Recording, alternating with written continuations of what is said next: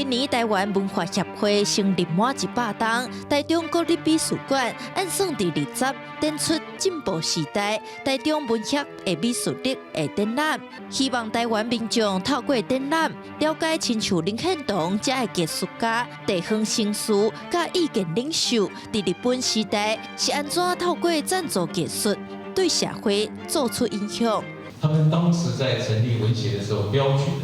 就是不只是说要台湾团结，那么争取台湾的自治的能量。同时呢，他们其实启蒙了台湾我们现在常常流行讲的叫做台湾主体性的一个艺术观念。这么多创作，加做台湾艺术历史建国过程中的知见，其中一笔李石桥画洋调家的家族像，在日本时代入选帝国美术展览会，进前拢是子孙来收藏，这摆嘛难得提出来展览。张图嘛，当初引起日本天皇裕仁天皇的注意就互报纸隔顿间就顶出来，这嘛互杨照家深深的体会到讲美术的力量远大于伫